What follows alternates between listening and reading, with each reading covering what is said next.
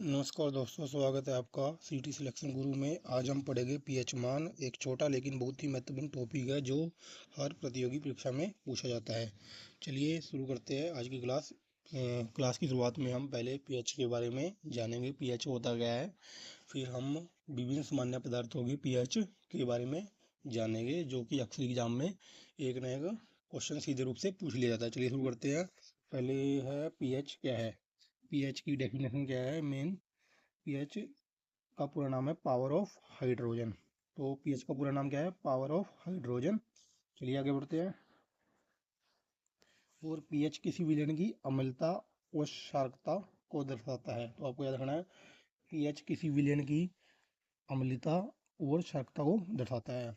और इसे 1909 में इसे 1909 में सोरेनसन, जो कि एक डेनिश रसायन थे, उन्होंने इसकी खोज करी थी। तो आपको याद रखना है, इसे 1909 में सोरेनसन, जो कि डेनिश रसायन थे, उसने इसकी खोज करी थी।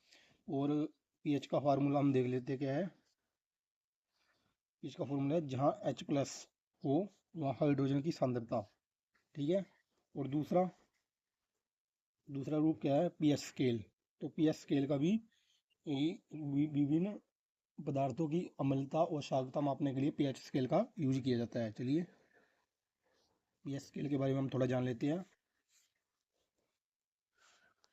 पीएच मान 0 से 14 के बीच में होता है। जो पीएच स्केल होता है उसमें मान 0 से 14 के बीच में होता है।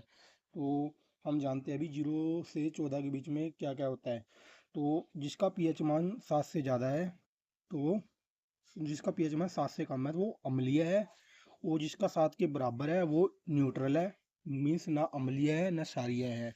ठीक है। और जिसका 7 से ज़्यादा है, जिसका पीएच मान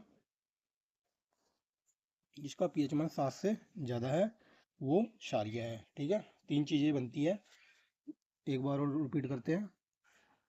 जिसका पीएच मान 7 से कम है वो अम्लीय है, जिसका 7 के बराबर है वो उदासीन है, ना अम्लीय है ना क्षारीय है।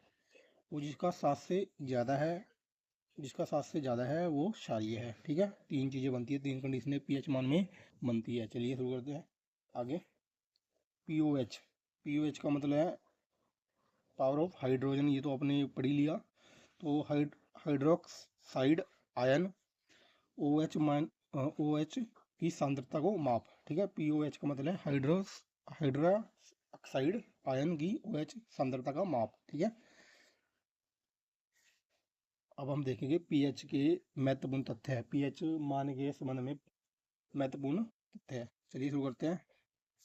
सबसे पहला महत्वपूर्ण तथ्य तो है, ताप बढ़ने पर पीएच घटता है। ताप बढ़ने पर पीएच घटता है, सबसे पहला महत्वपूर्ण तथ्य है, आपको याद रखना है। और 0 पीएच अत्यधिक अम्लीय है। मैंने वैसे ही जैसे ऊपर बताया गया था, जिन भी पदार्थों का मान 7 से कम है वो अम्लीय है, जिनका 7 के बराबर है उदासीन है, जिनका 7 से ज़्यादा है क्षारीय है। तो 0 पीएच कितना होगा? 7 से कम है तो अत्यधिक अम्लीय है, पूरा अम्लीय है, क्योंकि न्यूनतम मान 0 हो सकता है वो, और मैक्सिमम 14 हो सकता है। तो 0 से 14 के बीच में होता है। जिसका मान 0 है वो अत्यधिक अम्लीय है, और जिसका 14 है वो अत्यधिक क्षारीय है। आपको देखना है, जिसका मान 14 है वो अत्यधिक क्षारीय है, और जिसका 7 है वो न्यूट्रल है। जैसे कि पानी को हम पीते हैं, इसका कोई टेस्ट नहीं होता, तो इसका पीएच मान 7 है, और यह न्यूट्रल है, ना ये कड़वा होता है ना ये खट्टा होता है। ठीक है। अब ऐसे याद रख दो, तो पानी का पीएच मान क्या है? 7 है। अक्सर एग्जाम में पूछ लिया जाता है कि पानी का पीएच मान कितना है, तो 7।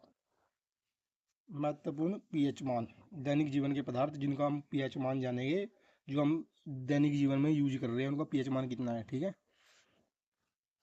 सबसे पहले जल का पीएच मान कितना है? 7। सिंपल सी बात है, 7। ठीक है। ना ये खट्टा है ना ये कड़वा है। और दूध का पीएच मान क्या है? 6.4। इसका मतलब क्या हुआ? ये थोड़ा अम्लीय है। अम्लीय, जो 7 से कम होगा वो क्या होगा? अम्लीय। ठीक है, थोड़ा अम्लीय है। ठीक है। और अगला क्या है? सिरके का पीएच मान क्या है? 3। ये भी अम्लीय है, आपको याद रखना है। और नींबू का पीएच मान क्या है? 2.4।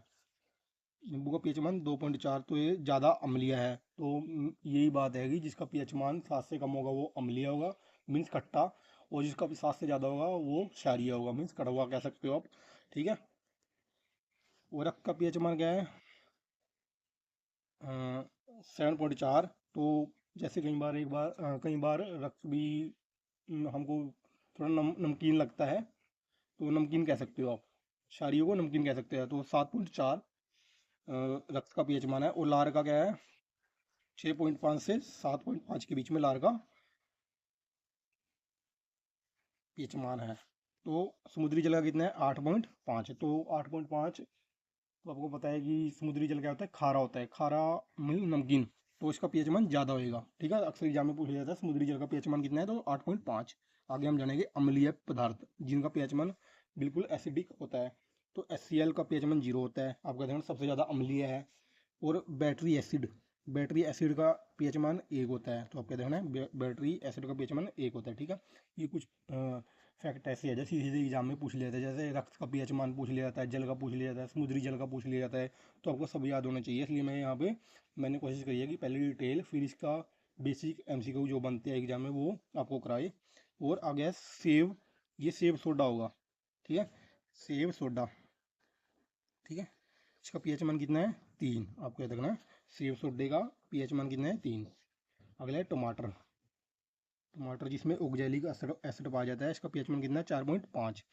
और नंबर एसिड वर्षा का पीएच मान कितना है? 5। आपको याद रखना है। चलिए आगे बढ़ते हैं। क्षारीय जो कि नमकीन होते हैं, और नमकीन के बारे में सबसे पहले आएगा बेकिंग सोडा। बेकिंग सोडे का पीएच मान कितना है? 8.3। आप कहते हैं सीधे सीधे एग्जाम में आता है भी बेकिंग सोडे का पीएच मान कितना होता है। अगला है टूथ पेस्ट, कितना है इसका पीएच मान? 9। ठीक है, मैं आपसे कमेंट बॉक्स में क्वेश्चन पूछ के जाऊंगा, आपको कमेंट बॉक्स में आंसर देना है। अगला है अमोनिया। अमोनिया का पीएच मान कितना है? 11। आपको यह देखना है। और एग्जाम पॉइंट से कुछ महत्वपूर्ण तथ्य है। रक्त का पीएच मान 4 होता है, और 0.2 पीएच परिवर्तन भी खतरनाक हो सकता है। तो अगर पदार्थों के पीएच मान में 0.2 परिवर्तन भी हो, तो ये भी बहुत ज़्यादा खतरनाक हो सकता है, तो आपको याद रखना है। ठीक है,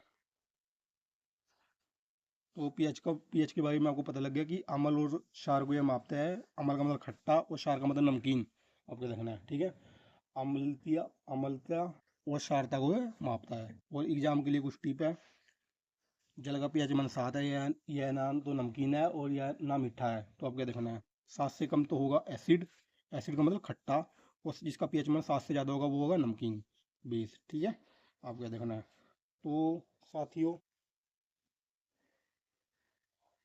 तो दोस्तों, आज हमने पीएच मान को डिटेल में समझ लिया। अगर आपको ये क्लास पसंद आई हो तो चैनल को सब्सक्राइब जरूर करें और वीडियो को लाइक व शेयर करें। मिलते हैं अगली क्लास में, तब तक के लिए जय हिंद।